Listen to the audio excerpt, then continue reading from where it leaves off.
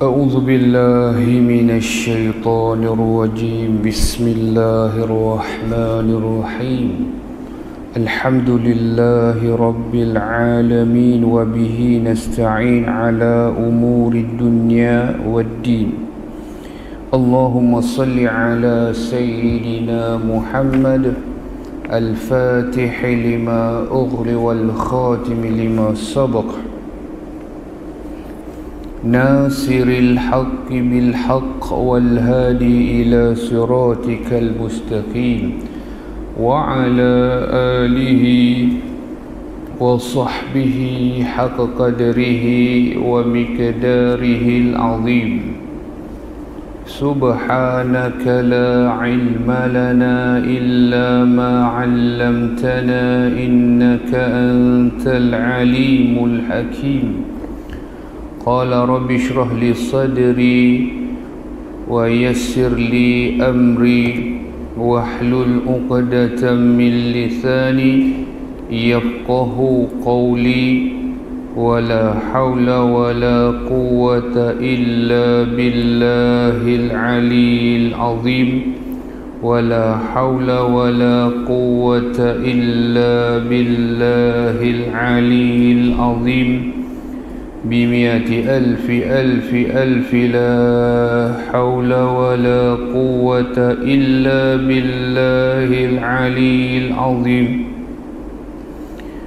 نوينا تعلم والتعليم والتذكر والتذكير والإفادة والاستفادة والحث على التمسك بكتاب الله وبسنة رسول الله صلى الله عليه وسلم والدعاء إلى الهدى والدلالة على الخير ابتغاء وجه الله ومرضاته وقربه وثوابه. آمين اللهم آمين. عما بعد.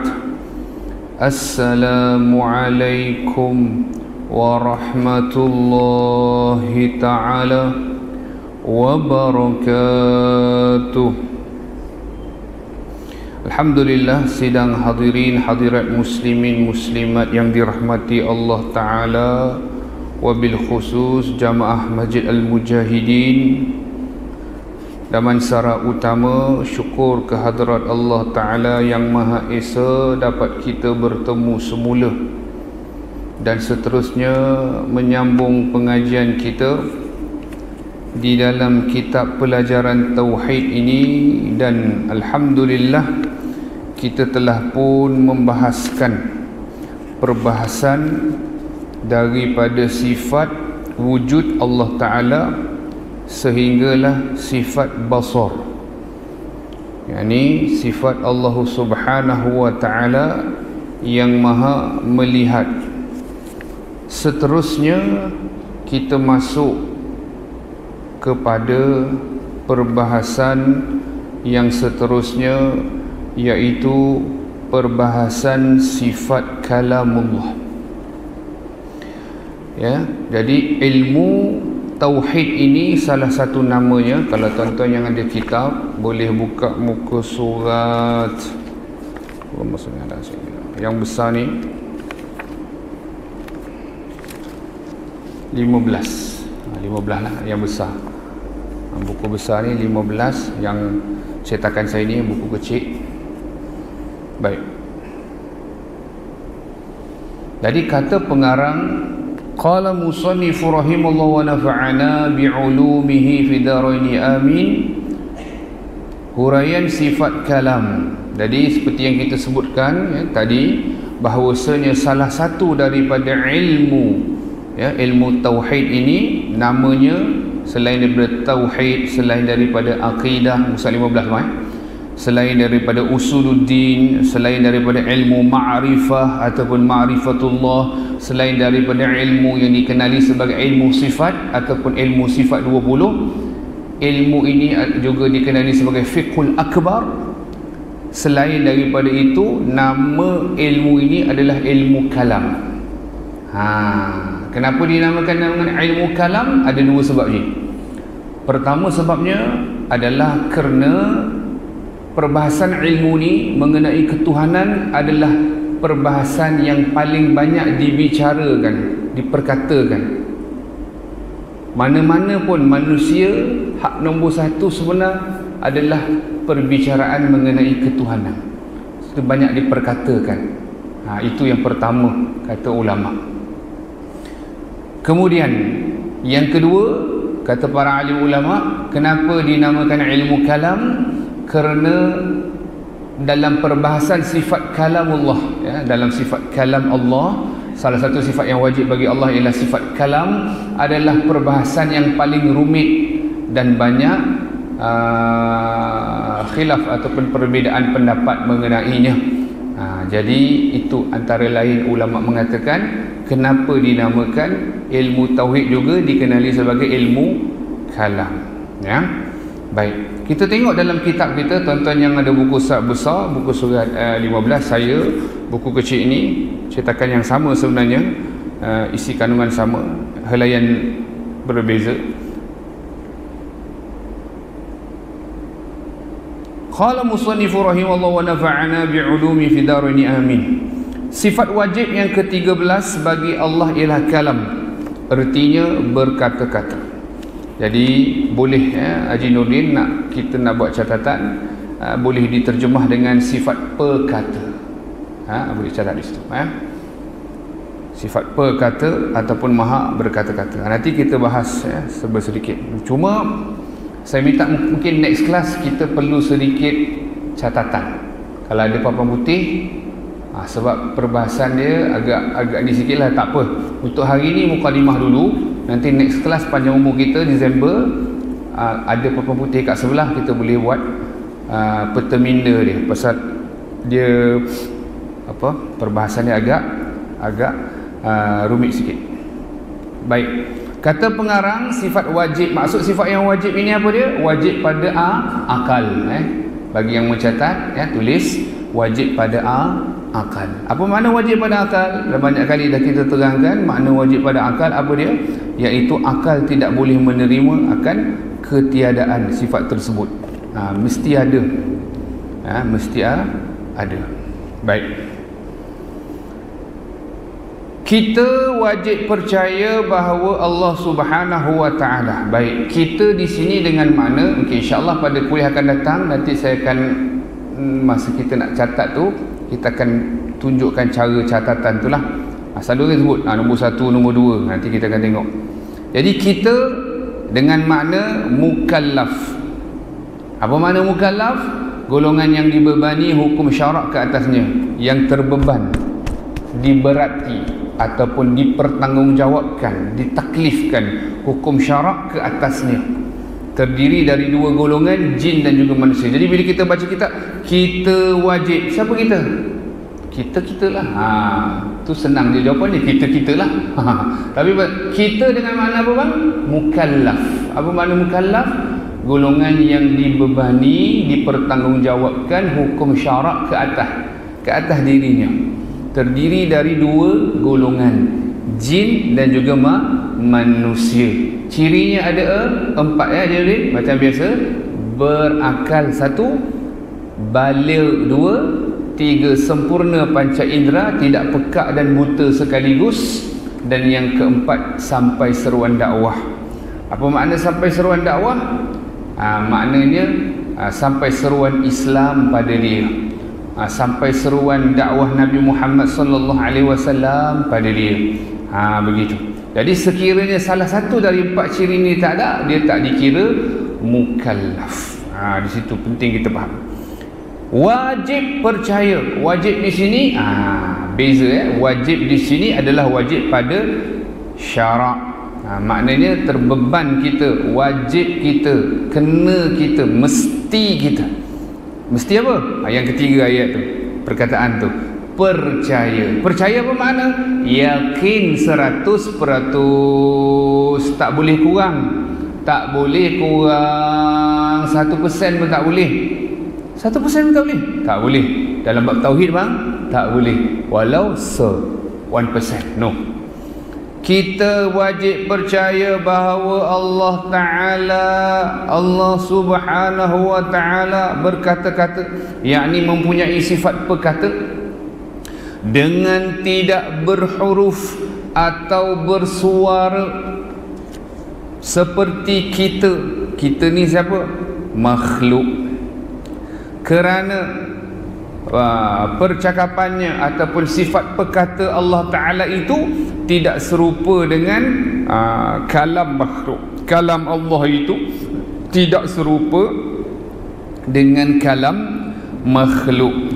InsyaAllah pada kuliah yang akan datang nanti kita akan cuba tuliskan kat whiteboard ya, perbahasan mengenainya. Jadi sifat kalam Allah itu tidak sama dengan sifat kalam makhluk. Kerana kita kena ingat seperkara bahawa Allah itu sifatnya yang keempat yang wajib bagi Allah, iaitu mukhalafatuhu lil hawadith. Allah Ta'ala itu bersalahan dengan segala sesuatu yang baharu. Pada zatnya tak sama, pada sifatnya tak sama. Di sini fokusnya pada sifatnya, dan pada perbuatannya tak sama. Jadi fokus pada sifatnya yang tak sama, termasuk sifat kalamullah, sifat perkata bagi Allah Ta'ala yang ada pada Allah Ta'ala, yang wujud pada zatnya Allah Subhanahu wa Ta'ala itu tak sama dengan makhluk. Lepas tu kita belajar sekarang bab sifat kalam, kaitkan dengan pelajaran kita yang lepas. Cuma akan timbul persoalan kepada kita. Habis Al-Quran yang dibaca ada suara, Al-Quran yang dibaca ada huruf-hurufnya, Al-Quran yang dibaca suaranya kedengaran. Bagaimana? Ni dijawab bang pada perenggan yang kedua. Tengok perenggan kedua. Dijawab dengan ringkas. Lepas tu kalau tuan-tuan yang di kitab boleh tengok menyambung apa yang saya cakap. Kalau tak, dia tak menyambung, susah. Dan masalah bila tak menyambung ni, takut-takut dia samakan kalam Allah dengan makhluk. Pasal dia tak faham. Dia duk baca Quran tak tinggal, bagus. Baca Quran tak jemu, bagus, tak salah pun. Tetapi kalau dia baca Quran tak jemu, baca Quran tak berhenti, tapi kalau dia samakan kalam Allah dengan makhluk, faham bang? Pasal tu tauhid ni kena mengaji bang, wajib. Sebab tu time mengaji apa?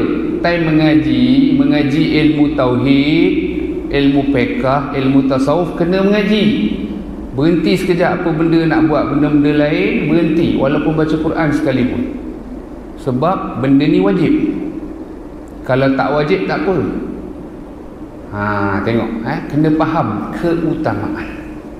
Kita tengok perenggan yang kedua. Kita wajib percaya. Sama juga, kita tu mukallaf. Wajib tu juga dengan makna wajib pada syarak. Percaya dengan makna 100% percaya, yakin bahawa tuan-tuan tengok, tuan-tuan dan puan-puan tengok dalam kitab kita ni penting. Perenggan kedua ni dia menjawab segala persoalan yang mewahamkan, yang menjadi apa kita katakan, membuatkan orang bercelaru tu, yang kata Quran tu makhluk tu. Ni jawapan dia.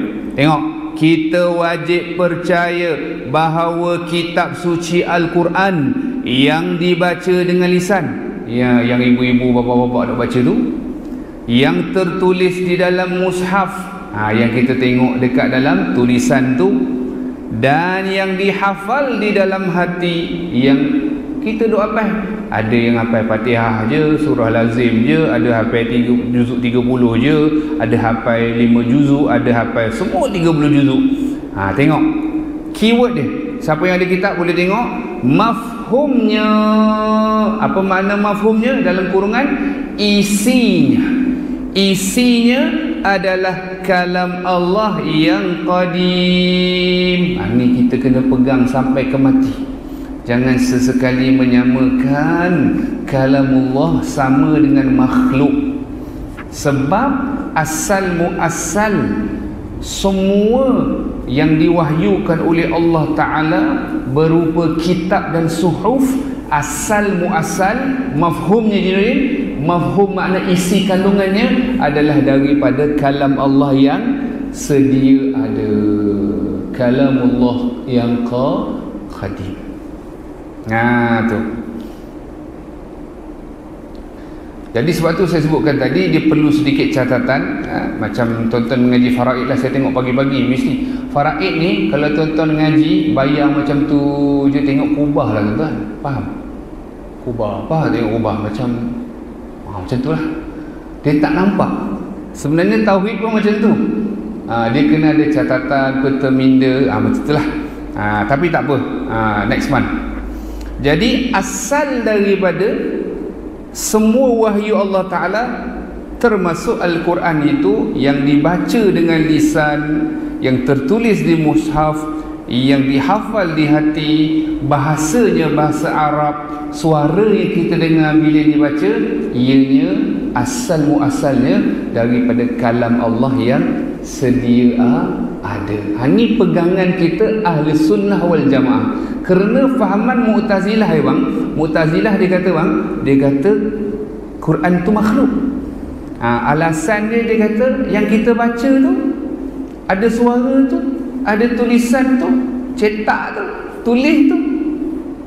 Sedangkan kita ahli sunnah wal jamaah al-Asy'ariyah wal Maturidiyah, kita berpegang bahawa walaupun yang ditulis, yang dibaca, suaranya, yang dihafal, bahasanya, bunyi yang kedengaran bila kita membaca atau orang membaca, ianya mafhumnya, asalnya daripada kalam Allah yang sedia ada. Kerana Allah Ta'ala sifatnya bang, kalau kita ingat apa dia? Sifat yang kedua yang wajib bagi Allah, iaitu qidam. Pasal tu tuan-tuan dan puan-puan, bila kita mengaji ilmu tauhid ini dengan ikut acuan dia, ikut kaedah dia ahli sunnah wal jamaah, maka nak jadi sesat tu susah. Mu'tazilah kata Quran tu makhluk, golongan mujassimah, golongan yang musyabbihah, golongan yang menjisimkan Allah, yang menyamakan Allah dengan makhluk. Dia kata Tuhan ada tangan, ada kaki. Haji boleh beza benda tu? Boleh beza apa dia? Benda apa mu cakap ni? Kerana Allah Ta'ala tu tak sama dengan makhluk.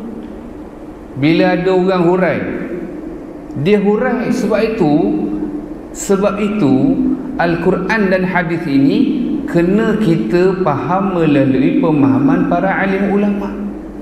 Saya bagi mana contoh. Tuan-tuan yang ada kitab ni, cuba buka muka surat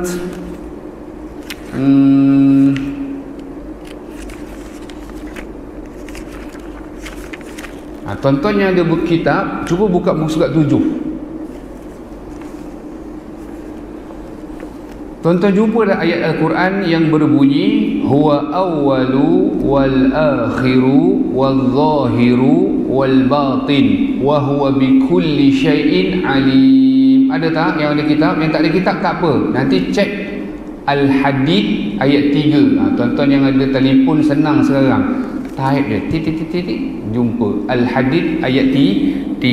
Ibu-ibu yang tengok Quran pun boleh tengok.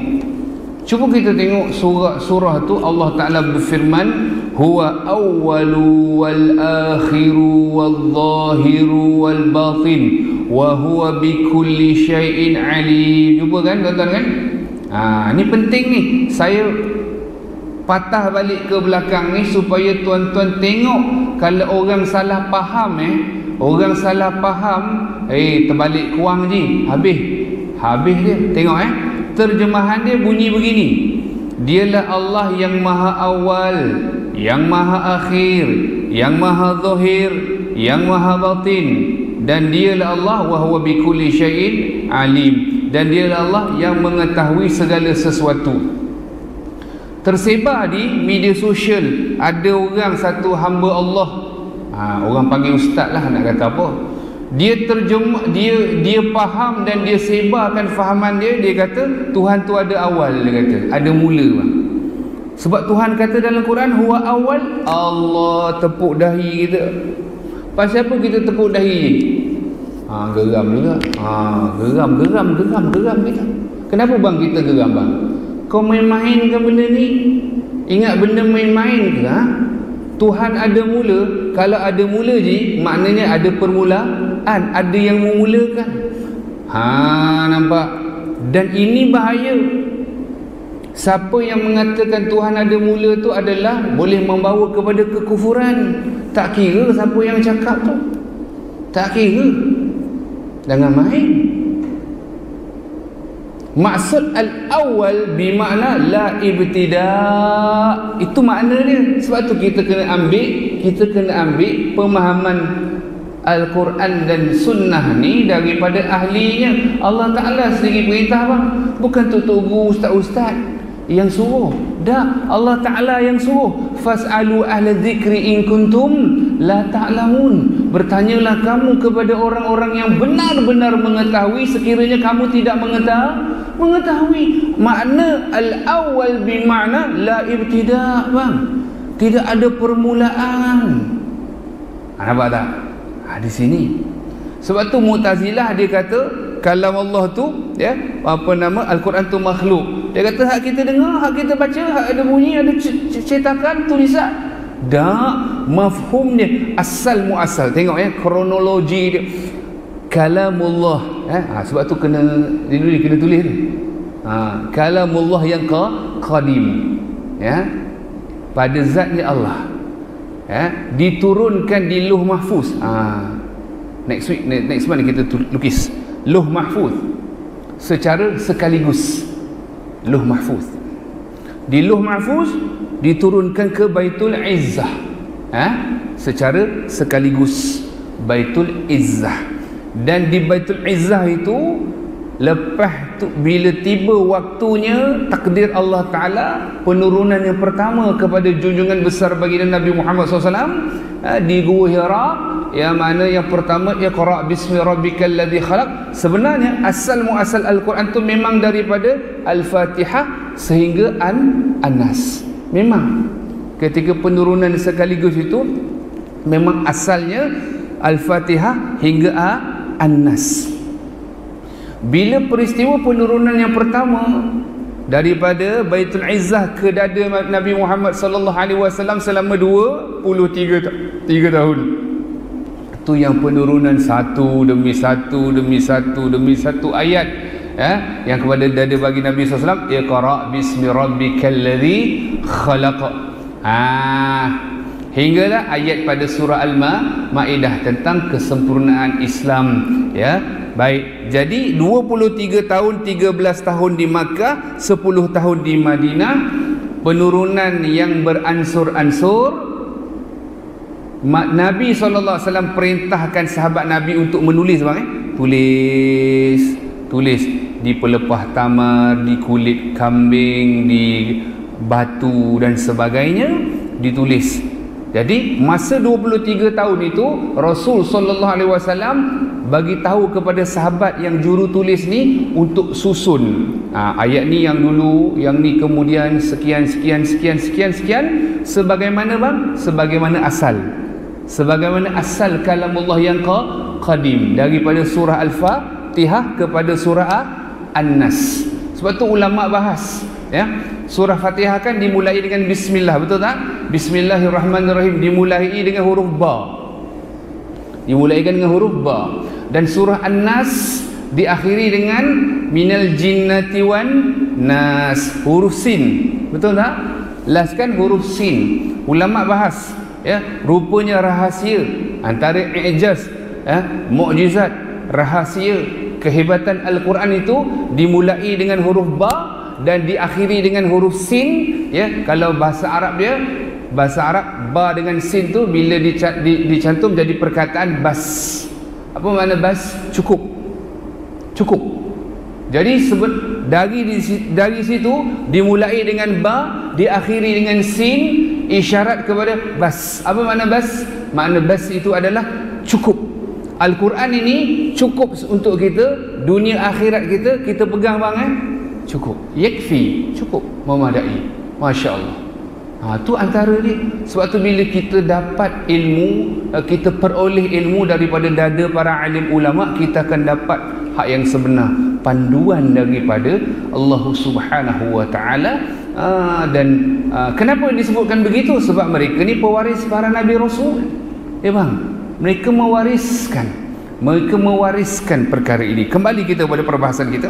Jadi perlu kita ingat bahawasanya ya, semua yang kita baca, yang tertulis, yang dihafal, suara yang kita dengar, bahasa iaitu bahasa Arab, ya, semuanya adalah mafhumnya daripada kalam Allah yang qadim, yang sedia ada. Baik, kita tengok sambungan dia, ya. Bagi yang ada kitab silakan tengok. Ia telah diturunkan oleh Allah dengan bahasa Arab untuk menyesuaikan dengan keadaan makhluk yang menerimanya. Begitu halnya dengan kitab-kitab lain, ya, kitab-kitab Allah yang sebelumnya. Kitab-kitab yang Allah yang sebelumnya bukanlah makhluk, ya, kitab-kitab Allah Ta'ala bukanlah makhluk kerana ianya kalamullah. Tu. Jadi kan dalam kitab kita ni disebut ia diturunkan dalam bahasa Arab. Sebab itulah orang yang tak faham macam Mu'tazilah tu, dia kata Quran tu makhluk. Sebab dia berpendapat diguna ayat Quran juga. Ingat tak tadi kita sebut orang yang kata, penceramah yang kata Tuhan tu ada mula, diguna ayat Quran juga, tapi salah faham bang, salah faham. Fahaman yang sebenar, maksud al-awwal bermakna la ibtida', tak ada mula. Kalau Tuhan ada mula, pasti ada yang memulakan. Mustahil. Kita ni memang ada mula, Allah tak ada mula. Satu-satunya yang tak ada mula hanyalah Allah. Nampak? Sama juga ayat Al-Quran, inna ja'alnahu Qur'anan Arabiyyan la'alakum ta'qilun. Sesungguhnya kami menjadikan Al-Quran itu di dalam bahasa Arab supaya kamu dapat berfikir. Orang Mu'tazilah bang, dia guna ayat surah Zukhruf ayat 3 ni mengata Quran itu makhluk. Sedangkan kita faham tadi kan kronologi asalnya daripada kalam Allah yang sedia ada, diturunkan sekaligus Lauh Mahfuz, Baitul Izzah. Dari Baitul Izzah baru diturunkan beransur-ansur selama 23 tahun. Nampak? Once we know the real deal, kita tahu hak yang sebenar, kita tidak akan confuse. Tapi kalau kita tak tahu, hak dengar sini, hak dengar situ, ini lah yang kita baca tu kan ada suara. Dia tak faham, ya? Yang dinamakan asal muasal, itulah yang kalam Allah yang sedia ada. Perbahasan ni panjang lagi. Kita ambil dia punya base ataupun level 1 dulu pemahaman. Jadi semua sebenarnya kitab-kitab Allah yang sebelumnya adalah kalamullah, cumanya yang diubah oleh tangan-tangan kotor, tangan-tangan jahat ini. Yahudi, Nasrani, mereka dah ubah Taurat, Injil, Zabur, hak-hak lain tu mereka ubah dengan tangan-tangan mereka. Kecuali yang mereka tak boleh ubah apa dia Jidudin? Al-Quran. Macam mana mereka tak boleh ubah? Kita tengok. Ada satu kisah, kita ada beberapa minit lagi. Ada beberapa kisah, ada satu kisah yang benar, kisah benar ni, yang berlaku pada satu orang yang dia mahir dalam Taurat dan Injil. Orang ni lah, dia bukan orang Islam lah, orang kafir lah. Sebelum dia orang yang tahu Taurat Injil. Jadi dia nak buat test bang, dia nak buat uji kaji pada orang Yahudi, pada orang Nasrani dan pada orang Islam. Dia nak test. Test dia macam mana? Dia buat untuk tiga golongan ni 3 ujian di tempat awam ataupun mana-mana tempat awam. 1 untuk Yahudi, 2 untuk Nasrani, 3 untuk orang Islam. Yang Yahudi tu sebab orang tahu dia ni orang yang mahir tentang kitab-kitab samawi tu, tentang kitab Taurat dan Injil. Bila dia pergi kepada orang Yahudi dan dia kata dalam Taurat sebut sekian begini, ikutilah saya tuan-tuan, Taurat sebut begini. Orang Yahudi sebab dia pun isi kandungan kitab pun dia tak tahu bang, maka dia, orang Jawa kata enggih, dia iakan aja. Sebab apa dia iakan aja? Dia tak tahu bang, isi kandungan Taurat tu dia tak tahu. Bila orang tu cong dia, tipu dia, dia percaya. Percaya belaka. Ujian yang kedua juga pada orang Nasrani, orang Kristian. Bila dia kata sebenarnya Injil sebut begini, dia kata. So pok-pok ni percaya. Dia ni kan tokoh. Nampak? Tokoh lah, dia reti bab Taurat, bab Injil ni dia reti. Orang percaya. Jadi percaya dah orang Nasrani, orang Kristian ni percaya dah apa yang dia cakap. Tapi bang, ujian yang ketiga ni untuk orang Islam. Dan tujuan dia pun sebenarnya nak porak-porandakan. Dia nak porak-porandakan orang Islam. Maka bila dia uji orang Islam tersebut ya bang, dia kata surah ni sebut macam ni, ayat ni sebut macam ni. Maka orang Islam walaupun di pasar sekalipun, orang biasa macam kita ni kan, orang biasa, kita bukanlah alim ulama ke apa, tapi bila dia dengar, surah apa kau sebut ni, ayat mana kau sebut ni, kenapa bang? Sebab kita orang Islam, kita tahu isi kandungan kitab kita. Kau baca surah apa ni, ayat mana ni, pandai-pandai. Sebab apa? Allah pelihara Al-Quran. Antaranya apa bang sebabnya? Kerana ada orang-orang yang menghafal Al-Quran. Allah Ta'ala pelihara Al-Quran. Antara caranya macam mana? Allah pelihara Al-Quran dengan antara caranya orang Islam ni hafal Al-Quran. Mana boleh dia nak tipu? Tadi orang Yahudi percaya, tadi orang Nasrani percaya. Orang Islam walaupun orang biasa, orang awam, bila dia dengar mu baca ayat apa, surah apa ni, dia kejar, dia hambatnya dengan batu, kayu. Dia tahu kau ni nak rosakkan orang Islam. Pasal apa dia tahu? Dia tahu sebab dia tahu, dia baca, dia tahu, dia hafal Al-Quran. Allah pelihara. Jadi masa dia buat test tu, tujuannya nak menghancurkan, faham ya? Tapi Allah Ta'ala yang maha memberi petunjuk, beri petunjuk hidayat kepada dia. Sebab niat dia nak menghancurkan Islam, tetapi Allah beri hidayat kepada dia, umum dan khusus, beri hidayat kepada dia, iaitu apa dia? Dia tahu rupanya benar Islam ini. Islam ni benar. Sebab orang biasa dia saja tahu kata kebenaran Islam. Akhirnya dia masuk Islam. Ini petunjuk hidayat daripada Allah. Sebenarnya tak pelik. Berapa ramai orang kita tengok ya di barat yang benci Islam lah, nak bakar Quran lah, begitu begini. Akhirnya bila dia baca, bila Allah bagi petunjuk kepada dia, maka dia pun masuk Islam. Itu yang kita pun harap, kita doa kepada Allah, jangan kita ni pula yang dah sedia Islam, kita ni pula yang memang dah baka Islam, jangan kita jauh dari hidayat Allah Ta'ala. Ni kita kena faham perkara ini.